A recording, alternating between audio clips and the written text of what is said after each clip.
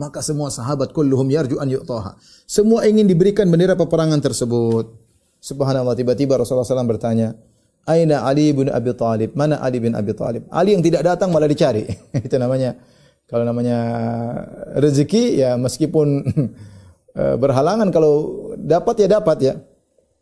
Maka Ali di mana Rasulullah cari? Faqila, maka dikatakan huwa ya Rasulullah yashtaqi ainaihi. Ya Rasulullah, matanya sakit ya Rasulullah. Fa arsalu ilaihi, maka Rasulullah bilang datangkan dia. Faja'a bihi Muhammad bin Maslamah yaquduhu. Ali rupanya mata sakit enggak bisa ngelihat, maka dituntun oleh Muhammad bin Maslamah. Sampai datang kepada Nabi enggak bisa. Matanya mungkin bengkak ya, disebutkan bengkak sehingga dia tidak bisa melihat dengan baik, dituntun oleh Muhammad bin Maslamah. Bagaimana orang matanya sakit begini susah enggak bisa melihat disuruh jadi pemimpin perang? Wabihi ramat. Ramat itu bengkak, matanya bengkak ya. Maka apa yang dilakukan Rasulullah SAW? Fabasaqa Rasulullah SAW fi ainaihi. Maka Rasulullah SAW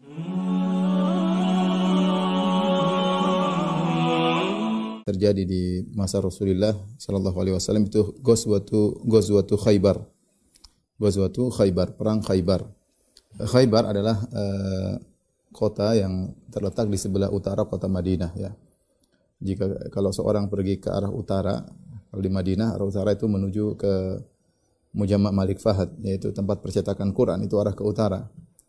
Kebalikan dari arah kiblat ya. Kalau kita pergi ke arah tempat percetakan Quran, kita terus ke sana, lama-lama akan sampai ke Khaybar. Khaybar terus sampai ke Al-Ula, Al-Ula terus sampai ke Tabuk, ke negeri Syam ya. Jadi Khaybar terletak di sebelah utara. Adapun jarak dari kota Madinah Khaybar kira-kira 230-an atau 240 km ya. Tidak begitu jauh ya. Adapun sebab terjadinya perang Khaybar ya, karena Khaybar adalah markasnya orang-orang Yahudi. Orang-orang Yahudi yang diusir dari kota Madinah oleh Nabi sallallahu alaihi wasallam, apakah Bani Qainuqa yang diusir dari kota Madinah karena berkhianat. Ketika mereka diusir, mereka pergi ke Khaybar. Demikian juga Bani Nadhir. Ya, Bani Nadhir berikutnya ketika diusir, mereka juga lari ke Khaybar. Adapun Bani Quraidah maka diperangi oleh Nabi sallallahu alaihi wasallam. Ya. Dan mereka berkumpul di situ dan mereka melakukan makar dari kota Khaybar. Oleh karenanya ketika Huyai bin Akhtab, ayahnya Sofia radhiyallahu ta'ala anhumul mu'minin, dia dari Bani Nadhir, ketika diusir dari kota Madinah, maka dia berangkat menuju ke Khaybar dan dia tinggal di sana, kemudian dia mengatur makar dari sana. Dialah orang-orang Yahudi dari Khaybar yang datang ke kota Mekah, kemudian memprovokasi orang-orang Quraisy dan memprovokasi juga kabilah-kabilah Arab yang berada di timur kota Madinah, kabilah Ghatafan dan yang lainnya untuk menyerang kota Madinah, sehingga terjadilah perang Ahzab. Sehingga terjadilah Ghazwatul Ahzab yang datang sekitar 10.000 pasukan kaum musyrikin untuk menghancurkan kota Madinah. Siapa kepala perencanaan semuanya adalah orang-orang Yahudi di Khaybar, orang-orang Yahudi di Khaybar. Oleh karenanya markas mereka ini harus diselesaikan, harus dihentikan. Nah, karena kalau tidak dihentikan mereka akan terus melakukan rencana-rencana buruk dan mereka orang Yahudi orang yang licik. Ya, adalah mereka orang yang licik dan mereka tidak mengenal halal haram kalau antara mereka dengan selain mereka. Oleh karenanya ketika terjadi perjanjian Hudaybiyah, kesempatan orang-orang Quraisy lagi berjanji melakukan perjanjian damai dengan kaum muslimin, sehingga di antara manfaat dari perjanjian Hudaybiyah, maka kaum muslimin istirahat dari musuh besar mereka orang-orang Quraisy, sehingga kaum muslimin bisa fokus untuk menyerang musuh mereka berikutnya, yaitu orang-orang Yahudi Khaybar. Karena kalau Nabi berperang dengan Khaybar, orang Quraisy tidak akan membantu karena mereka ada perjanjian damai dengan kaum muslimin. Dan mereka akan meninggalkan orang-orang Yahudi sendirian dalam berperang melawan kaum muslimin. Maka kesempatan besar bagi Nabi sallallahu alaihi wasallam untuk segera berangkat menuju Khaybar dengan pasukan para sahabat untuk menyerang kota Khaybar ya. Disebutkan bahwasanya peristiwa perang Khaybar terjadi setelah Rasulullah SAW pulang dari Ghazwah Dziqarat, sebagaimana kita jelaskan pada pertemuan lalu, ketika jagoannya adalah Salamah bin Al-Aqwa ya. Ketika pulang dari sana setelah 3 hari ya, Rasulullah SAW berangkat lagi ya. Kalau kita lihat sejarah Nabi SAW itu tidak berhenti. Rasulullah SAW dari satu perang menuju perang berikutnya, di kegiatan satu kegiatan berikutnya. Baru pulang 3 hari berangkat lagi menuju Khaybar, yaitu di bulan Muharram tahun ke-7 Hijriyah. Bulan Muharram tahun ke-7 Hijriyah. Ya. Maka Rasulullah SAW menyiapkan pasukan. Ya. Dan Allah telah menjanjikan bahwasanya Rasulullah SAW akan menaklukkan Khaybar sebagaimana pendapat para ulama ketika Allah menurunkan surat Al-Fatah, ya, kemudian Allah mengatakan wa'adakumullahu maghanima katsiratan ta'khudunaha. Allah menjanjikan bagi kalian ghanimah yang banyak yang kalian akan mengambilnya, yaitu di Khaybar. Jadi Allah sudah menjanjikan kaum muslimin akan mengalahkan Yahudi di Khaybar. Maka Rasulullah menyuruh para sahabat untuk bersiap-siap pergi menuju Khaybar, dan kali ini Rasulullah SAW tidak melakukan tauriyah. 2 perang yang Rasulullah SAW tidak melakukan tauriyah, yaitu Rasulullah SAW terang-terangan, yaitu perang Khaybar dengan perang Tabuk. Ya. Perang Khaybar dengan perang Tabuk. Ya. Adapun perang Khaybar karena Allah telah menjanjikan bahwasanya kaum muslimin akan menaklukkan kota Khaybar. Jadi Rasulullah SAW tidak perlu sembunyi-sembunyi, terang-terangan kita akan pergi perang melawan Yahudi di Khaybar. Adapun perang Tabuk Rasulullah SAW terang-terangan tidak melakukan tauriyah, tidak melakukan taktik, ya, tapi terang-terangan menuju Tabuk karena untuk perang ke Tabuk butuh persiapan yang matang karena jaraknya 1000-an kilo, ya, atau sekitar 750-an kilo. Belum lagi musuhnya adalah orang-orang Romawi yang sangat hebat, makanya Rasulullah SAW perlu menyampaikan secara serius. Adapun perang-perang yang lain, Rasulullah SAW terkadang hanya memberi isyarat-isyarat, terkadang Rasulullah pergi ke utara kemudian belok ke selatan dalam rangka untuk melakukan trik-trik peperangan. Untuk perang Khaybar dan perang Tabuk, maka Rasulullah SAW terang-terangan bahwasanya mereka kaum muslimin akan berperang melawan Yahudi di Khaybar, ya, dan juga kaum Romawi di Tabuk nanti, ya. Ketika Rasulullah SAW bersiap dengan para sahabat, ya, maka datanglah sebagian orang-orang yang tidak ikut serta dalam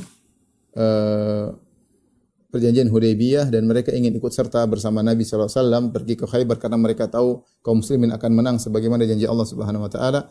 Namun Rasulullah SAW menolak keberangkatan mereka bersama Nabi SAW. Kata Allah, "Sayaqulul mukhallafuna idza talaqtum ila maghanima lita'khudhuha dharuna natabi'kum." Maka berkatalah orang-orang yang tidak ikut perang, tidak ikut berangkat dalam perjanjian Hudaybiyah, ketika kalian akan pergi menuju ghanimah yang akan kalian ambil itu ke Khaybar, mereka berkata, "Dharuna natabi'kum." Ya Rasulullah, biarkan kami mengikuti kalian. Ya. Yuriduna ayubaddilu kalam Allah, qul lan tattabi'una. Katakanlah wahai Muhammad, kalian tidak akan ikut kami, tidak perlu, ya.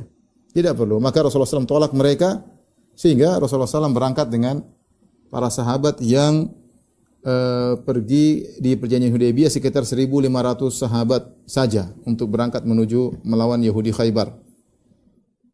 Ketika Rasulullah SAW hendak berangkat, maka Rasulullah SAW meminta Abu Talha Al-Ansari untuk mencarikan pemuda atau anak remaja untuk menjadi pembantu Nabi SAW selama keberangkatan di Khaybar. Ya, Rasulullah perlukan ada pembantunya, mungkin mengambil apa, mengambil anu, maka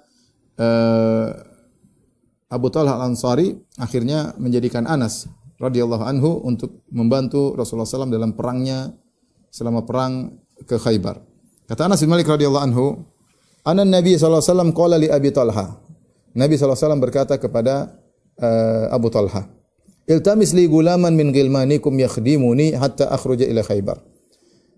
Carikanlah bagiku, yaitu anak remaja dari anak-anak yang ada pada kalian untuk membantuku sampai aku pergi ke Khaybar. Maka Abu Talha pun datang kemudian menggoncengku di belakang. Ketika itu ana gulamun rohaktul hulum, dan aku adalah seorang remaja yang hampir dewasa tapi belum dewasa. Fakuntu akhdumu Rasulullah sallallahu alaihi wasallam idza nazala, maka aku membantu Nabi sallallahu alaihi wasallam kalau Rasulullah sallallahu alaihi wasallam mampir suatu tempat, maka semua keperluan Nabi dibantu oleh Anas bin Malik radhiyallahu anhu. Fakuntu asma'uhu katsiran yaqul, selama aku membantu Nabi SAW, aku sering mendengar Rasulullah SAW berdoa, Allahumma inni a'udzubika minal hammi wal hazan. Ini sering dibaca oleh Nabi SAW. Ya Allah, aku berlindung kepada Engkau minal hammi wal hazan, dari kegelisahan dan kesedihan. Wal ajizi wal kasal, dari ketidakmampuan dan kemalasan. wal bukhli wal jubni, dari sikap pelit dan juga dari sikap pengecut, wa dhala'id daini wa ghalabatir rijal, dari utang yang melilit seseorang dan juga dari dikuasai oleh orang-orang ya. Jadi Rasulullah sering baca doa itu ya. Dan kita harap kalau Rasulullah sering baca maka kita lebih utama untuk sering membaca doa tersebut. Allahumma inna a'udzubika minal hammi wal hazan wal ajzi wal kasli wal bukhli wal jubni wa dhala'id daini wa ghalabatir rijal. Rasulullah SAW minta perlindungan dari 8 perkara. Allahumma inna a'udzubika minal hammi, kegelisahan, wal huzni, dari kesedihan, wal ajzi, dari ketidakmampuan, wal kasli, kemalasan, kemudian wal bukhli, dari pelit, wal jubni, dari pengecut, wa dhala'id daini wa ghalabatir rijal, dari utang yang melilit dan juga dari dikuasai oleh orang lain. Tsumma qadimna Khaybar, kemudian sampai kami tiba di Khaybar. Sebagaimana kita tahu Abu Talha adalah ayah tirinya Anas bin Malik. Anas bin Malik bapaknya meninggal dalam kondisi kafir, kemudian ibunya Ummu Sulaim akhirnya menikah dengan Abu Talha Al-Ansari ya. Makanya ketika Nabi suruh Abu Talha cari anak remaja yang bisa membantu Nabi, dia bawa anak tirinya yaitu Anas bin Malik radhiyallahu taala anhu.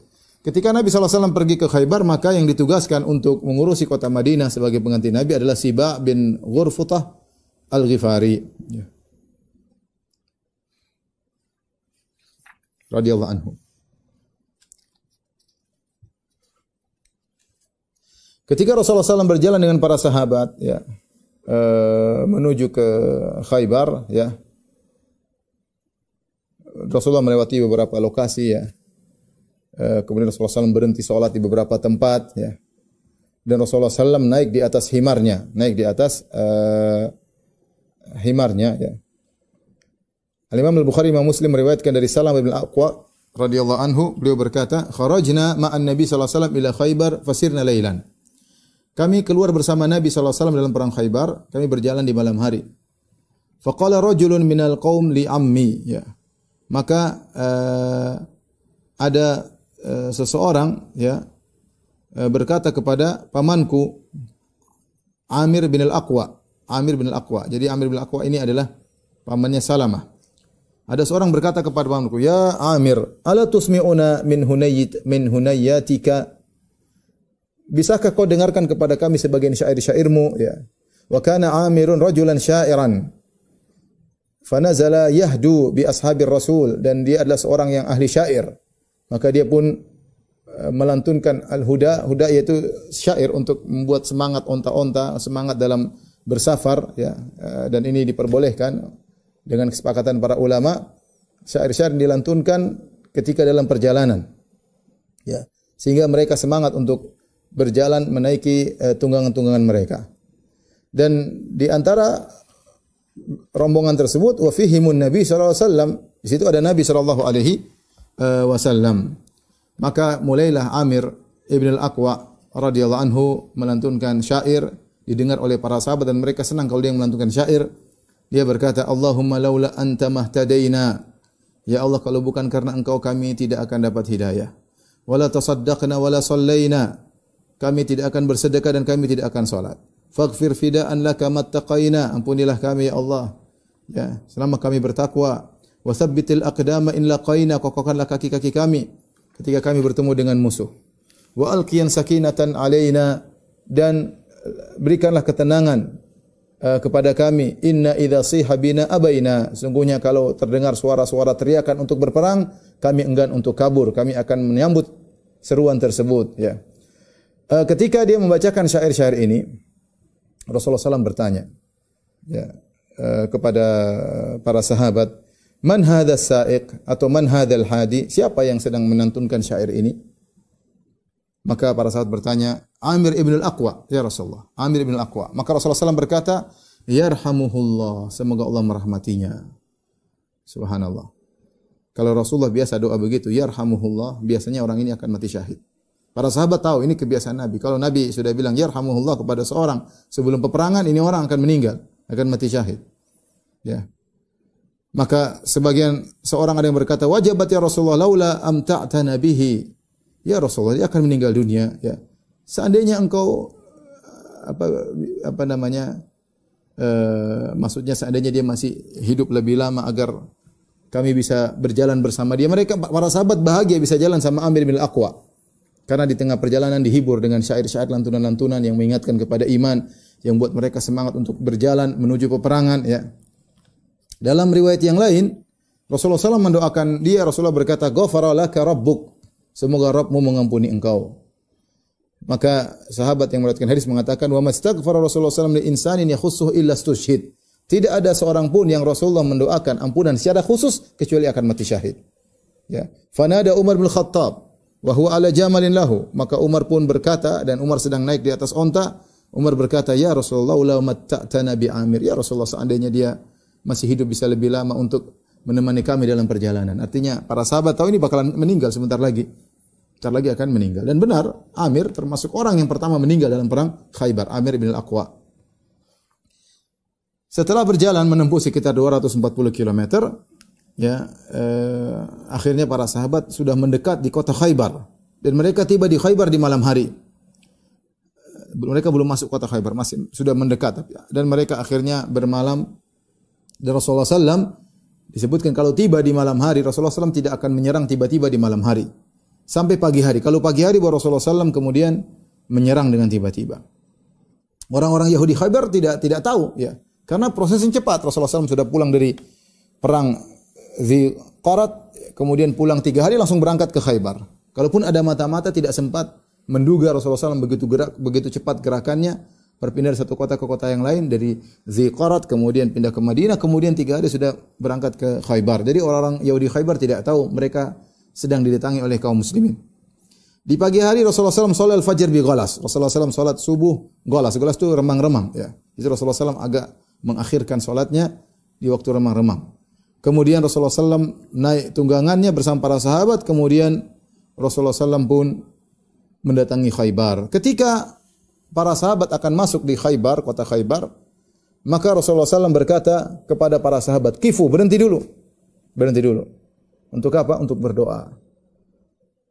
Ini penting ya ikhwan, ya. Doa itu sangat penting ya. Maka seorang selalu mengikatkan hatinya kepada Allah Subhanahu wa taala. Maka Rasulullah SAW berdoa dengan doa masuk kota, dan kebiasaan Rasulullah kalau masuk kota beliau berdoa dengan doa tersebut. Allahumma rabbas samawati wa ma adlalna. Ya Allah, penguasa langit dan semua yang ada di bawahnya, yang dinaungi oleh langit. Wa rabbal ardina wa ma aqlalna. Ya Allah, penguasa bumi dan apa yang dinaunginya, yang di atasnya. Wa rabbas syayatin wa ma adlalna. Dan ya Allah, engkau penguasa syaitan dan apa yang disesatkan oleh syaitan semuanya dikuasai oleh engkau. Wa rabbar riyahi wa ma azraina. Dan engkau adalah penguasa angin dan apa yang dihembuskan oleh angin. Fa inna nas'aluka khaira hadhil qaryah. Ya, dan ini adalah, dan biasa Rasulullah SAW kalau berdoa beliau bertawassul dengan sifat-sifat Allah Subhanahu wa taala. Sini beliau bertawassul dengan rububiyah Allah.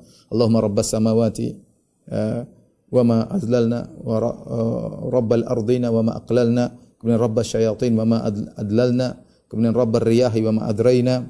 Setelah itu baru beliau meminta, ya, yaitu Tuhannya langit, Tuhannya bumi, Tuhannya para syaitan, Tuhannya angin, ya. Kemudian baru meminta, fa inna nas'aluka khaira hadhil qaryah wa khaira ahliha. Ya Allah, kami mohon kepada Engkau kebaikan dari kota ini dan kebaikan dari penghuninya. Wa khaira ma fiha, dan kebaikan yang ada dalam kota ini. Wa na'udzubika min syarriha, dan kami berlindung dari keburukan kota ini. Wa syarri ahliha, dan keburukan penghuni kota ini. Wa syarri ma fiha, dan keburukan yang ada dalam kota ini. Aqdimu bismillah, maju bismillah. Ya. Dan Rasulullah SAW kebiasaan beliau kalau masuk setiap kota beliau selalu baca dengan doa ini. Ya. Berhenti sebentar berdoa. Ingatkan, gantungkan hati kepada Allah. Kita enggak tahu masuk suatu tempat apa yang terjadi. Wallahu alam, kita enggak tahu. Orang nakal situ, orang jahat, kita enggak tahu. Maka setiap masuk kota hendaknya seorang berdoa dengan doa tadi. Maka kata Anas, fa atainahum hina bazagati syams, ya. Maka kami pun mendatangi mereka ketika matahari terbit. Waqad kharaja yahudu Khaybar ila zuru'ihim bimasahihim wa makatilihim, dan mereka sedang baru keluar dari rumah-rumah mereka membawa alat-alat pacul, alat-alat kebun, ya. Alat-alat untuk ngambil korma, ya, alat-alat kebun. Kemudian sebagian mereka mengeluarkan hewan-hewan ternak mereka. Mereka tidak sadar, ya, bahwasanya kaum muslimin sudah dekat dengan mereka. Tatkala mereka keluar, mereka lihat kaum muslimin, mereka pun kaget. Orang Yahudi kaget. Kemudian mereka berteriak, Muhammadun wallah, Muhammadun wal khamis. Muhammad, demi Allah Muhammad telah datang. Muhammad wal khamis, dan al khamis maksudnya adalah pasukan, wal jaish. wal jaysh ya, disebut dengan al-khamis karena pasukan biasanya dibagi menjadi lima posisi. Ada posisi muqaddimah bagian depan, ada posisi saqqa bagian belakang, ada posisi maimanah sebelah kanan, pasukan sebelah kiri, maisarah dan al-qalb. Jadi orang-orang Yahudi menyebut pasukan atau dengan al-khamis. Al-khamis maksudnya 5 karena pasukan itu dibagi menjadi 5 posisi. Pasukan bagian depan, pasukan bagian belakang, pasukan bagian kanan, pasukan bagian kiri, maisarah dan al-qalb bagian tengah. Maka mereka pun kabur masuk ke benteng-benteng mereka. Ketika Rasulullah SAW melihat mereka kabur, Rasulullah SAW berkata, Allahu Akbar, kharibat Khaybar. Allahu Akbar, Khaybar akan kalah. Inna idza nazalna bi sahati qaumin fasa'a sabahul mundzirin. Sungguhnya kami kalau sudah singgah di pelataran suatu kaum, maka akan buruk pagi orang-orang yang telah diperingatkan. Pagi ini mereka akan menimpa keburukan. Ikhwan dan akhwat yang dirahmati Allah Subhanahu wa taala, para jamaah Masjid Tarbiyah yang dirahmati Allah Subhanahu wa taala, Khaybar secara geografis terbagi menjadi 2 lokasi ya. Setengah lokasi, separohnya terdiri atas 2 wilayah namanya Natat dan Shiq. Natat dan Shiq ini satu wilayah setengah dari Khaybar. Khaybar yang kedua, setengah yang lainnya disebut dengan Al-Qutaibah. Al-Qutaibah. Di posisi yang pertama, daerah Natat dan Shiq, ini ada sekitar 5 benteng besar. 5 benteng besar. Kemudian di daerah Al-Qutaibah ada 3 benteng besar. Jadi ada 8 benteng yang harus ditaklukkan oleh Nabi SAW dalam perang Khaybar. Ya. Tetapi Rasulullah SAW mulai dari daerah Natat, kemudian Shiq, baru kemudian ke arah Al-Qutaibah. Begitu metode peperangan Nabi SAW dari satu benteng ke benteng berikutnya. Jadi Yahudi punya 8 benteng dan menunjukkan memang Khaybar adalah markas mereka. Saya qadarullah waktu ke Khaybar juga sempat lewat benteng Yahudi ya. Cuma masih ada bentengnya, kemudian saya mau masuk dengan seorang kawan, rupanya dilarang. Kita nggak tahu karena kemudian kita lewat pengen masuk aja, ternyata dilarang. Akhirnya kita pergi ya, sebelum datang polisi menegur. Taib, ikhwan dan akhwat yang dirahmati Allah Subhanahu wa taala. Jadi di daerah Natat dan Shiq ada beberapa benteng terkenal. Benteng pertama namanya Benteng Naim, benteng kedua namanya Benteng Sa'ab bin Mu'adz, benteng ketiga namanya Qal'atuz Zubair, benteng keempat namanya Benteng Ubay, benteng keenam namanya benteng kelima namanya Benteng An-Nazar. Ya. Adapun 3 yang pertama yaitu Benteng Naim, Benteng Sa'ab bin Mu'adz dan Benteng Qal'atuz Zubair berada di daerah Natat. Kemudian benteng yang Ubay dan Nazar berada di Shiq ya. Jadi Natat, Shiq, Natat ada 3 benteng, Shiq ada daerah Shiq ada 2 benteng. Adapun yang daerah kedua ya, setengahnya lagi Khaybar yaitu Qutaibah. Al-Qutaibah ada 3 benteng yaitu Benteng Al-Qamus, kemudian Benteng Al-Watih dan Benteng As-Sulalim. Mulailah peperangan terjadi, maka pertama yang didatangi oleh pasukan kaum muslimin adalah Benteng Naim, Hisn Naim. Maka keluarlah pimpinan dari orang-orang Yahudi di situ menantang duel. Ini kebiasaan dahulu mereka sebelum perang duel dulu ya. Maka keluarlah seorang Yahudi yang bernama Marhab. Dialah rajanya orang Yahudi di situ. Maka kharaja maliku Marhabun yakhturu bi sayfihi. Maka dia pun keluar sambil dia goyang-goyangan pedangnya, nantang ya. Sambil dengan sombongnya dia berkata, "Qad alimat Khaybaru anni Marhabu." Sungguhnya kota Khaybar telah tahu siapa ini. Saya adalah Marhab.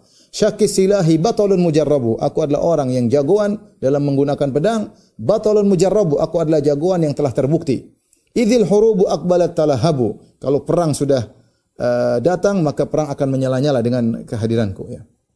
Maka yang menyambut tantangan tersebut adalah Amir ibn al-Aqwa. Omnya atau pamannya Salamah yang tadi kita sebutkan Rasulullah mendoakan bagi dia ghafara laka rabbuk. Yang para sahabat ngerti bahwasanya kalau Nabi sudah mendoakan dengan doa khusus semoga Allah mengampunimu, biasanya orang ini mati syahid. Dan benar dia yang pertama kali mati syahid. Termasuk orang pertama mati syahid dalam perang Khaybar. Maka Amir pun maju dan dia pun berkata menjawab lantunan syair yang disebutkan oleh Marhab. Dia mengatakan qad alimat Khaybaru anni Amiru syakis silahi batalun mughamiru. Ya, Khaybar tahu saya adalah Amir dan aku juga penggunaan pedang yang hebat dan aku juga jagoan yang masuk dalam hal-hal yang berbahaya. Jadi dia pun menantang sama menyambut tantangannya Marhab. Maka kemudian berduelah mereka berdua. Marhab dengan Amir bin Al-Aqwa. Akhirnya terjadilah saling memukul dengan pedangnya. Marhab ketika memukul dengan pedangnya, maka pedangnya mengenai perisainya Amir. Pedangnya masuk di perisainya Amir, maka Amir pun menggunakan pedangnya untuk memukul bagian bawah, bagian betisnya Marhab. Namun Marhab menghindar, dia pukul dengan kuat, saking kuatnya dia pukul, rupanya pedangnya kembali mengenai lututnya sendiri. Akhirnya dia meninggal gara-gara hal tersebut, yaitu senjatanya balik. Ya, mungkin dia pukul saking kuat, ketusuk, karena disebutkan bahwasanya pedangnya yang dia pegang tidak terlalu panjang, sehingga dia pukul saking kuatnya, ternyata si Marhab menghindar, kembali ke lututnya. Dari situ kemudian dia pun meninggal dunia. Radhiyallahu ta'ala anhu. Ketika Amir bin Al-Aqwa meninggal dunia, maka sebagian dari sahabat Nabi ada yang berkomentar, batala amalu Amir. Amir gugur amalannya. Dia telah membunuh dirinya sendiri. Maka Salamah datang kepada Nabi SAW. Kata Salamah, wa ana abki. Fa ataitu Rasulullah SAW wa ana abki. Aku pun datang kepada Nabi SAW, aku pun menangis. Fa qultu ya Rasulullah, batala amalu Amir. Aku bertanya, ya Rasulullah, apakah amalan Amir sia-sia karena dia membunuh dirinya sendiri tanpa sengaja? Maka Rasulullah SAW berkata, man qala dzalik? Siapa yang bilang demikian? Qala unasun min ashabika. Kata Salamah bin Aqwa, ada sebagian sahabatmu yang mengatakan demikian. Kata Rasulullah SAW, kadzaba man qala dzalik. Dusta orang yang mengatakan demikian. Tidak benar perkataan orang yang mengatakan demikian. Innalahu la ajrain. Sungguhnya dia mendapatkan 2 pahala.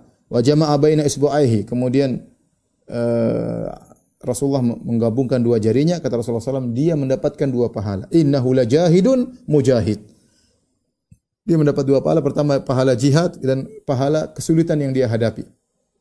Dia kesulitan melawan Marhab tidak mudah. Marhab sangat jago. Maka dia mendapatkan 2 pahala, kata Rasulullah sallallahu alaihi wasallam. Dan para sahabat ketika berperang di benteng Naim ini, Husn Naim, ya, mereka menghadapi perlawanan yang sangat dahsyat, berat, ya. Ya, dan ini benteng yang pertama. Kemudian ada juga sahabat yang lain meninggal, ya. Dibunuh juga oleh Marhab. Marhab juga membunuh sahabat yang kedua, namanya Mahmud ibnu Maslamah. Ya, ketika dia berusaha masuk dalam benteng, maka Marhab melemparkan roha. Roha itu alat untuk batu yang terbuat untuk menggiling gandum, maka dilemparkan mengenai Mahmud bin Maslam, akhirnya meninggal juga radhiyallahu taala anhu, ya. Kemudian orang-orang Yahudi masuk dalam benteng mereka dan sulit untuk melawan mereka karena mereka menyerang dari benteng, ya. Maka Rasulullah SAW memberikan bendera kepada Abu Bakar As-Siddiq untuk berperang. Maka Abu Bakar As-Siddiq memimpin peperangan, kemudian berperang dengan pertarungan yang luar biasa, tetapi ketika selesai mungkin sore hari atau menjelang maghrib, ya, ternyata tidak berhasil menaklukkan benteng Naim. Hari berikutnya Rasulullah SAW memberikan bendera peperangan kepada Umar bin Khattab radhiyallahu anhu. Siapa tahu ada perubahan hari kedua. Maka Umar berperang dengan peperangan yang hebat, ya, namun di akhir peperangan tidak berhasil untuk menaklukkan benteng tersebut. Sampai 9 hari Rasulullah SAW berusaha menaklukkan benteng tersebut. Para sahabat tidak mampu karena orang Yahudi masuk dalam benteng mereka dan mereka menyerang dari luar, dan mereka ada Marhab sang jagoan, ya. 9 hari mereka berusaha dan tidak mampu. Akhirnya pada malam ke-10 setelah 9 hari berperang tidak menang-menang, Rasulullah SAW berkata kepada para sahabat, la utiyanna rayata gadan rajulan yuhibbullaha wa rasulahu wa yuhibbuhullahu wa rasuluhu la yarji'u hatta yuftaha lahu. Kata Nabi SAW, besok saya akan berikan bendera peperangan kepada seorang lelaki yang dia mencintai Allah dan Rasulnya, dan Allah juga mencintainya, Rasulullah SAW juga mencintainya, dan dia tidak akan balik dari peperangan kecuali dia menang. Dia pasti menang. Ketika Nabi mengucapkan perkataan tersebut, ini besok menang berarti tanggal 10, hari ke-10 setelah peperangan. Ini mengatakan besok yang pimpin seorang orang tersebut mendapat predikat luar biasa, yaitu mencintai Allah dan Rasulnya, dan lelaki tersebut dicintai oleh Allah dan Rasulnya. Ketika Rasulullah memberi predikat orang ini, sahabat tidak ada yang tahu siapa maksudnya. Maka semua orang semangat, pingin dapat bendera tersebut. Kata Umar bin Khattab, perhatikan. Ma ahbabtul imarata ila yauma idzin. Aku tidak ingin jadi pemimpin kecuali pada hari itu. Aku ingin menjadi orang yang memegang bendera tersebut. Aku ingin mendapatkan predikat dicintai oleh Allah dan Rasul-Nya. Fatasawartu laha, maka aku berusaha menunjukkan diriku agar Rasulullah memberikan bendera tersebut kepada Umar. Kata Umar, raja'a an ud'alaha. Aku harap Rasulullah panggil, Umar, pegang ini bendera.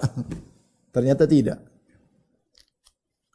Buraidah bin Husayb radhiyallahu juga berkata, wa ana fi man tatawala laha, dan aku juga termasuk sahabat yang pingin dapat bendera, nampakkan wajah di hadapan Nabi supaya Nabi kasih bendera peperangan tersebut. Malam itu fabatan nasu yadukuna lailatum ayyuhum yu'taha. Jadi buah bibir di kalangan para sahabat. Siapa sih besok yang dapat bendera tersebut? Falamma asbahan nas ghadaw ala Rasulillah. Ketika tiba pagi hari, semua sahabat datang cepat-cepat kepada Nabi. Kulluhum yarju an yu'taha. Semua orang ingin dapat bendera tersebut. Ingat ya, mereka bukan ingin tampil jadi pemimpin, bukan. Tetapi karena ada janji Nabi, orang ini dicintai oleh Allah Rasul yang pertama. Kemudian menang kemenangan melalui tangannya. Maka semua sahabat kulluhum yarju an yu'taha. Semua ingin diberikan bendera peperangan tersebut. Subhanallah, tiba-tiba Rasulullah SAW bertanya, Aina Ali bin Abi Talib? Mana Ali bin Abi Talib? Ali yang tidak datang malah dicari. Itu namanya, kalau namanya rezeki ya meskipun berhalangan, kalau dapat ya dapat ya. Maka Ali di mana Rasulullah cari? Faqila, maka dikatakan huwa ya Rasulullah yashtaqi ainaihi. Ya Rasulullah, matanya sakit ya Rasulullah. Fa arsalu ilaihi, maka Rasulullah bilang datangkan dia. Faja'a bihi Muhammad bin Maslamah yaquduhu. Ali rupanya mata sakit enggak bisa melihat, maka dituntun oleh Muhammad bin Maslamah. Sampai datang kepada Nabi enggak bisa. Matanya mungkin bengkak ya, disebutkan bengkak sehingga dia tidak bisa melihat dengan baik, dituntun oleh Muhammad bin Maslamah. Bagaimana orang matanya sakit begini susah enggak bisa melihat, disuruh jadi pemimpin perang. Wabihi ramat itu bengkak, matanya bengkak. Ya. Maka apa yang dilakukan Rasulullah SAW? Fabasaqa Rasulullah SAW fi ainaihi.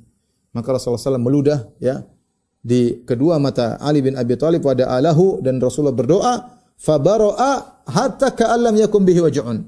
Maka Ali bin Abi Thalib sembuh dari penyakit matanya dengan kesembuhan yang luar biasa, seakan-akan tidak pernah sakit sama sekali. Itu maksudnya enggak ada bekas-bekas bengkak, enggak ada bekas-bekas merah, langsung sembuh total, seakan-akan ka'allam yakun bihi waj'un, seakan-akan tidak ada sakitnya sama sekali.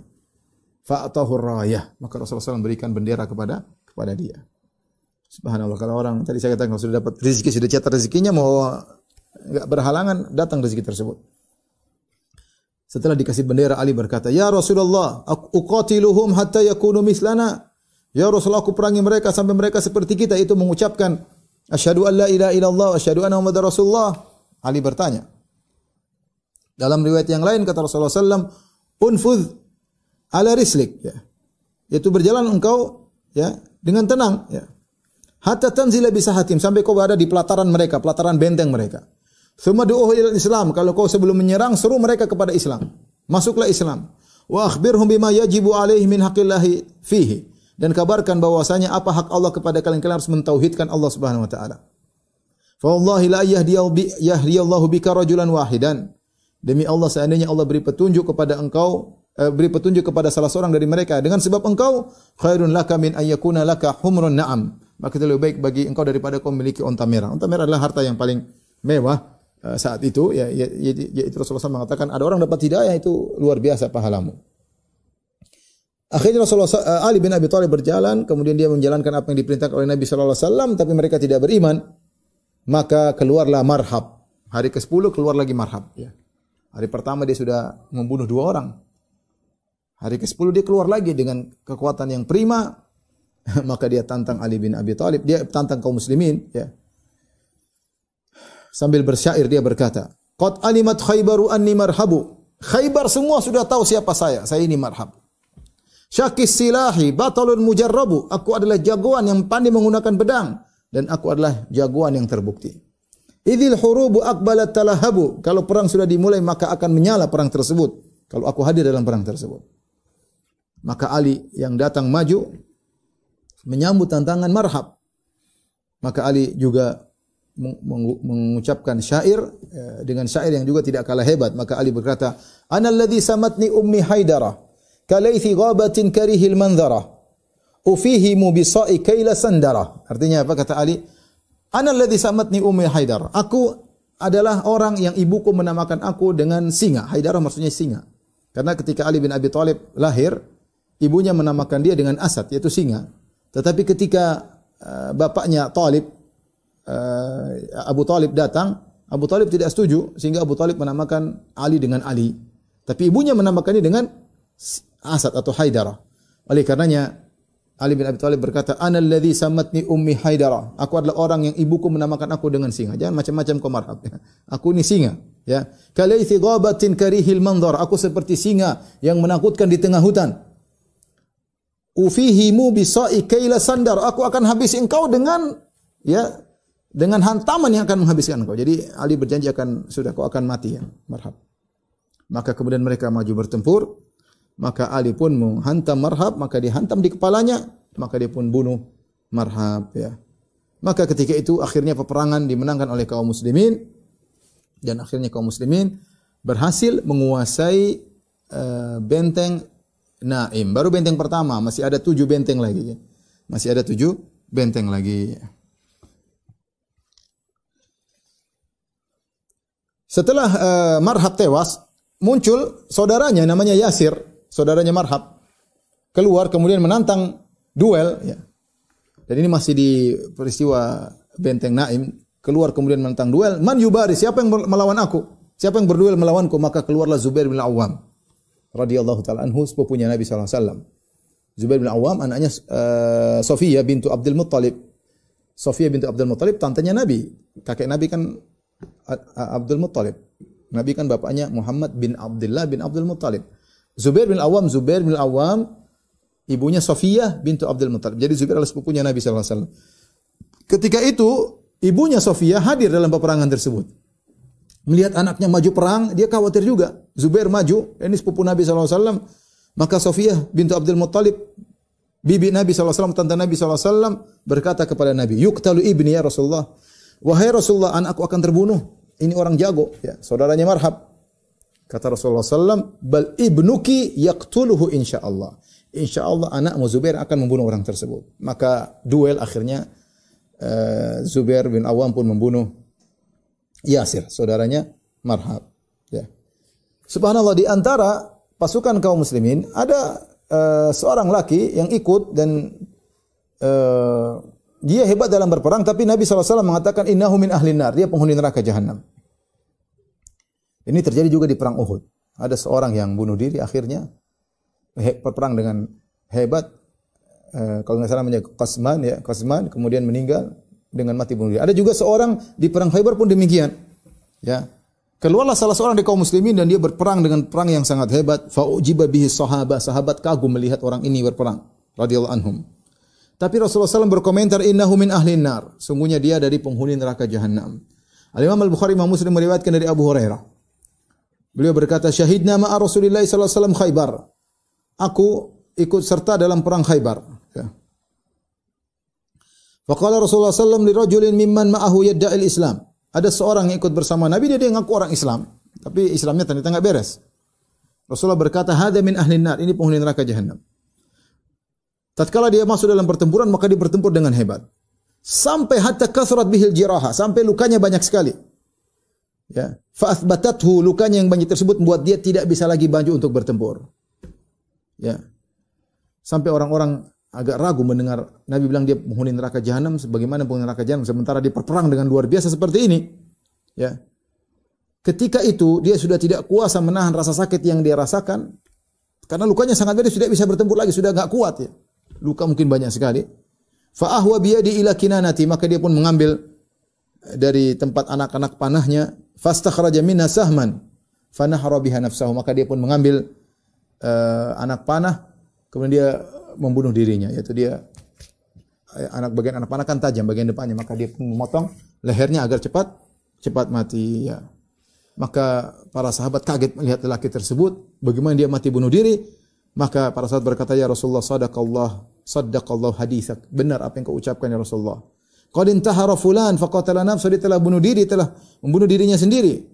Ya. Kemudian Rasulullah berkata, "Ya Bilal, kum fa'adzin." Ya Bilal, berdiri dan azanlah. Kemudian Nabi berkata, "Innahu la yadkhulul jannata illa mu'min." Tidak ada yang masuk surga kecuali orang mukmin. Wa inna Allah la yu'ayyidu hadha ad-din birrajulil fajir. Sungguh Allah menolong agama ini dengan seorang yang fajir. Ini orang, dia fajir, tapi kefajirannya membantu kaum muslimin, dia perang, ya, meskipun akhirnya matinya seperti itu, mati bunuh diri, tapi kata Nabi, innallaha la yansuru hadzal din birrajulil fajir. Sungguhnya Allah menolong agama dengan seorang yang fajir, ya. Ya, terkadang Allah menolong agama dengan seorang kafir seperti Abu Talib. Abu Talib kafir tapi membantu agama Islam, membantu dakwah Nabi sallallahu alaihi wasallam. Untuk menaklukkan benteng Naim ini berat, ya. Sehingga banyak sahabat yang terluka, ya. Di antaranya Yazid bin Abi Ubaid berkata, "Ra'aitu athara darbatin fi saqi Salamah." Aku melihat bekas luka di kakinya Salamah bin Aqwa. Maka aku berkata, "Ya Aba Muslim, ma hadhihi darbah?" Aku bertanya, "Ini bekas luka apa ini?" Mungkin bekas pedang di kakinya, ya. Maka Salamah berkata, "Hadhihi darbatun asabatha yauma Khaybar." Ini hantaman yang mengenai kakiku ketika perang Khaybar. Faqala an-nas usiba Salamah. Orang-orang pun berkata, Salamah sudah kena musibah, terpotong kakinya, terluka, yaitu robek besar. Fa utiya bi Rasulullah sallallahu alaihi wasallam, maka aku pun dibawa oleh para sahabat ke hadapan Nabi sallallahu alaihi wasallam, fanafatha fi thalatha nafasat. Maka Nabi pun meniup lukaku 3 kali. Ya. Famashtaqaitu hatta sa'ah. Setelah Nabi tiup kakiku tersebut, aku tidak pernah merasakan sakit pada bekas tiupan Nabi ini sampai saat ini, ya.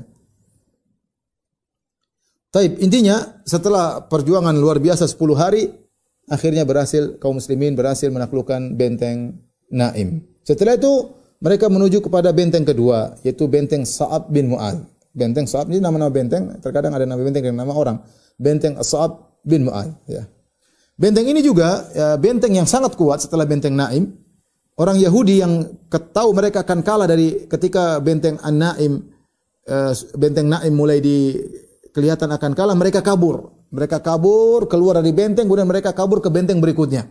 Itu benteng Sa'ab bin Mu'adz. Pada hari berikutnya maka Rasulullah SAW memberikan bendera peperangan kepada Al-Hubab bin Al-Munzir. Al-Hubab bin Al-Munzir. Maka para sahabat berperang untuk menaklukkan benteng tersebut selama 3 hari. Ya, berperang selama 3 hari. Ketika dalam musim peperangan di Khaybar, ya, para sahabat mengalami rasa lapar yang luar biasa. Ya, mungkin persediaan makanan kurang. Karena perangnya rupanya alot, tidak gampang. Bukan perang sehari selesai. Seperti perang Uhud atau perang Badar. Tidak, ini perang sampai 10 hari, tambah lagi 3 hari, 13 hari. Persediaan makanan terbatas. Makan di mana, ya? Maka para sahabat kelaparan, ya. Dan para sahabat sempat membawa humur, yaitu keledai yang jinak, ya, keledai negeri, ya. Keledai ada 2, namanya al-humur al-wahsiyah dan humur al-nasiyah, ya. Adapun al-humur al-wahsiyah, keledai-keledai yang liar, di antaranya kuda zebra, itu keledai namanya al-humur al-wahsiyah, itu halal dimakan. Tapi keledai dongki yang sering dinaikin itu haram. Namun sebelumnya halal. Kapan diharamkan? Ketika dalam perang Khaybar. Mereka membawa himar-himar tersebut, dongki-dongki tersebut, keledai tersebut. Mereka sembelih, saking laparnya mereka sembelih. Kemudian mereka nyalakan api. Kemudian mereka pasang kudur, yaitu kidar, yaitu panci. Kemudian dagingnya dimasakkan, ya. Ketika sudah masak dan mereka dalam kondisi sangat lapar, tiba-tiba Nabi diperintahkan oleh Allah untuk mengumumkan bahwasanya haram makan daging keledai negeri. Kemudian Rasulullah SAW menyuruh untuk memberi pengumuman kepada seluruh sahabat yang sudah menunggu siap makan, lagi kelaparan siap makan, tiba-tiba disuruh tumpahkan. Kata Rasulullah SAW, tumpahkan semua kidir-kidir, tumpahkan seluruh panci-panci tersebut. Ya. Maka ketika hari itu harrama alaihim aidan luhumal bighal. Rasulullah SAW mengharamkan sejak hari itu. Ada aturan baru yang datang. Tidak boleh makan daging keledai negeri. Tidak boleh makan daging hewan begal. Ya. Kemudian tidak boleh makan setiap burung yang memiliki kuku yang tajam. Ya. Dan beberapa hal yang diharamkan oleh Nabi SAW. Ya. Abdullah bin Abi Aufa berkata, "Asabatna maja'atun yauma Khaibar."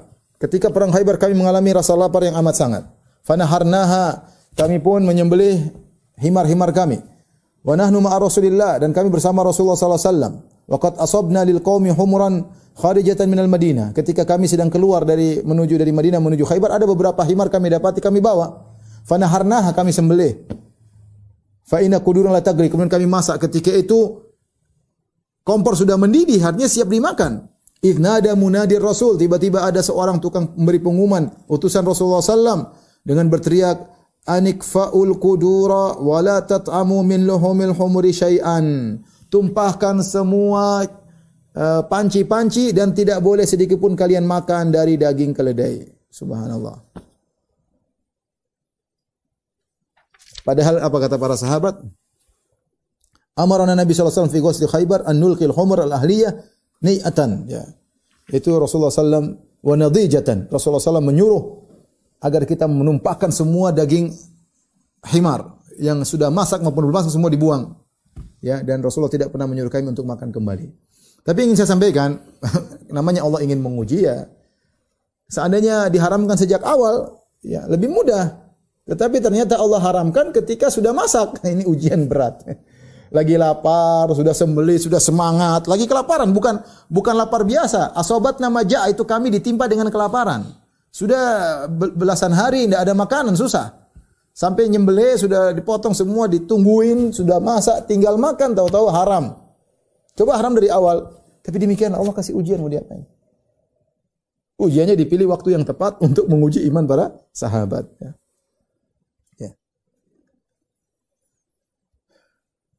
Akhirnya dibuanglah semua daging-daging himar tersebut. Ya.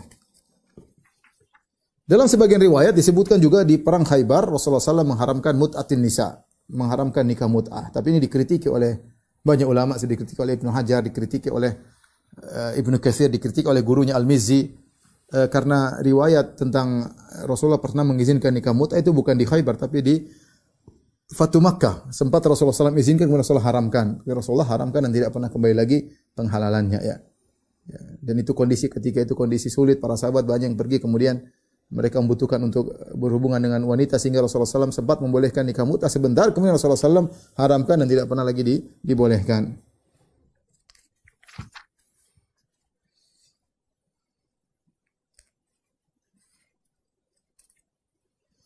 Baik, di antara hal yang menunjukkan mereka kelaparan, apa yang diceritakan oleh Abdullah bin Mughaffal Al-Muzani, ya. Kata Abdullah bin Mughaffal Al-Muzani, "Kunna muhasirin qasra Khaibar." Kami bersama Nabi sedang mengepung satu benteng di Khaibar.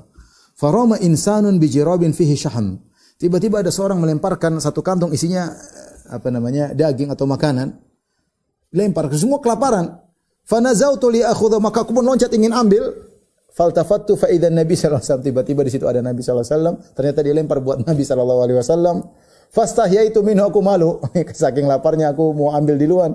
Tahu-tahu orang itu lempar buat Nabi sallallahu alaihi wasallam. Fa idza Rasulullah sallallahu alaihi wasallam mubtasiman, Rasulullah sallallahu tertawa melihatku, ya. Kemudian Rasulullah sallallahu berdoa, Allahumma innaka qad arafta halahum. Rasulullah berdoa, ya Allah, sungguhnya kau tahu bagaimana kondisi para sahabatku. Wa an laysat bihim quwwah, mereka tidak punya kekuatan, kelaparan, bagaimana mau perang kelaparan. Wa an laysa biyadi syai'un u'tihim iya, dan aku tidak miliki apa-apa ya Allah untuk aku berikan kepada mereka. Fafta alaihim a'dhama husuniha anhum ghina'an wa aktsaraha ta'aman wa wadakan. Kemudian Nabi SAW berkata, ya Allah, menangkanlah mereka agar mereka menguasai benteng yang ada di situ, benteng yang paling kaya, yang paling banyak persediaan makanannya. Yang paling banyak makannya, paling banyak dagingnya. Maka akhirnya para sahabat setelah 3 hari berhasil menaklukkan benteng Sa'ab bin Mu'adz. Dan benteng tersebutlah benteng yang paling banyak persediaan makanannya. Rupanya ada hikmahnya, Allah menjadikan mereka lapar, sudah masak disuruh buang. Ternyata setelah itu mereka dapat kenikmatan luar biasa, mendapatkan benteng yang makanannya paling banyak. Dan sebagaimana perkataan Ibnu Qayyim rahimahullah ta'ala, namanya makanan itu enak kalau seorang lapar. Kalau enggak lapar, udah kenyang, makanan selezat apapun rasanya enggak enak, ya.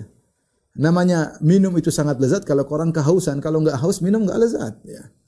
Namanya tidur itu enak kalau benar-benar letih. Justru disitulah kenikmatan tidur. Kalau orang tidak letih, tidur kurang enak. Makanya Allah alam mereka diuji oleh Allah dengan kelaparan yang luar biasa ya. Sampai sebagian mereka datang kepada Nabi sallallahu alaihi wasallam mengeluh tentang apa yang mereka rasakan, sampai Rasulullah SAW berdoa. Rasulullah juga mengatakan, "Innallaha sayatikum birizqin huwa ahallu min dha wa atyabu min dha." Sungguhnya Allah akan mendatangkan kalian rezeki yang lebih baik daripada ini. Dan ternyata benar, setelah itu mereka menaklukkan benteng As-Sa'ab ibn Mu'adz ya. Setelah orang Yahudi dikalahkan di benteng Sa'ab bin Mu'adz, mereka kabur ke benteng berikutnya. Benteng ketiga yaitu Qal'atu Zubair. Qal'atu Zubair, dan ini benteng yang sangat kokoh, letaknya di puncak sebuah bukit atau sebuah gunung ya. Maka kaum muslimin pun mengepung benteng tersebut selama 3 hari. Namun mereka tetap bertahan kuat ya. Kemudian ternyata ada seorang dari Yahudi, lelaki, dia datang, namanya Ghazzal ya. Dia berkata, "Ya Abul Qasim." Dia datang kepada Nabi, dia berkata, "Ya Abul Qasim." Abul Qasim maksudnya Rasulullah sallallahu alaihi wasallam. Rasulullah SAW kunyahnya Abul Qasim. "Ya Abul Qasim, tu'amminuni ala an adullaka ala ma tastarihu min ahli Natat wa takhruju ila ahli Syiq." Wahai Abul Qasim, kau percaya kepadaku, aku akan tunjukkan kepada engkau suatu trik yang membuat kau akan selesai dari ahlu Natat. Natat saya katakan tadi, Natat ada 3 benteng tadi ya. Hisn Naim sudah Rasulullah kalahkan. Kemudian Sa'ab bin Mu'adz juga sudah dikalahkan. Ini benteng ketiga di kota di bagian Natat, yaitu Qal'at Zubair. Setelah itu baru pergi ke ahli Syiq. Ahli Syiq tadi ada 2 benteng yang lain. Maka Yahudi ini berkata, "Ya Abul Qasim, maukah aku tunjukkan kau sesuatu sehingga kau sudah selesai? Yang daerah Natat kau sudah kuasai, tinggal kau pergi ke Syiq." Maka Rasulullah SAW mengamankan orang ini. Ya, orang ini jangan diganggu, diamankan dirinya, hartanya dijaga. Maka orang ini berkata, Yahudi, ya, dia berkhianat dari Yahudi untuk membela Rasulullah SAW. Kemudian dia berkata, "Ya Abul Qasim, wahai Muhammad, seandainya kau betah sini sebulan untuk mengepung mereka, mereka tidak peduli. Mereka tidak peduli. Mereka akan kuat terus. Kenapa? Karena mereka punya sumber air di bawah. Ada sumber air yang benteng tersebut nyambung ke suatu sumber air. Jadi mereka kalau kehabisan mereka tinggal ambil, sehingga mereka ada sumber air minum terus. Mereka keluar malam hari, kalian sedang tidur, mereka keluar ngambil air di bawah ke benteng. Ada mestinya lubang atau apa yang nyambung ke sumber air ya. Caranya supaya mereka bisa kalah, kau tutup itu sumber air. Ya, tutup sumber air. Akhirnya Rasulullah SAW menyuruh untuk memutuskan saluran yang menyambung antara mereka dengan benteng mereka dengan sumber air tersebut. Ya. Tatkala mereka tahu mereka sudah tidak punya sumber air lagi, akhirnya mereka keluar dari benteng tersebut dan kemudian mereka berperang dengan peperangan nekat orang Yahudi dan akhirnya mereka pun kalah dan Rasulullah akhirnya menguasai benteng tersebut. Kalau kita renungkan, Perang Khaybar bukan cuma tentang pedang dan benteng, tapi tentang iman dan kesabaran. Banyak di antara sahabat kala itu dalam kondisi lapar, lemah, tapi tetap yakin bahwa pertolongan Allah pasti datang. Realitanya, banyak di antara kita sekarang yang mudah menyerah hanya karena rintangan yang kecil. Sedikit diuji dengan ekonomi, mental langsung goyah. Dapat cobaan sedikit, sudah merasa tidak sanggup. Padahal sahabat-sahabat dulu berjuang dengan nyawa di ujung pedang. Dan yang menguatkan mereka bukan kekuatan fisik, tapi keyakinan kepada Allah. Bahkan dalam kehidupan sekarang, Perang Khaybar bisa diibaratkan seperti perjuangan menghadapi masalah yang besar di kerjaan, rumah tangga, atau kehidupan pribadi. Selama kita masih yakin Allah bersama kita, masih mau berdoa dan berjuang, maka kemenangan pasti akan datang. Sayangnya, banyak orang zaman sekarang lebih dulu curhat ke manusia daripada bersujud lama-lama di malam hari. Pelajaran besar dari Perang Khaybar ini adalah jangan pernah remehkan doa. Jangan pernah takut pada benteng dunia selama hati kita teguh dan yakin pada pertolongan Allah. Barakallahu fikum.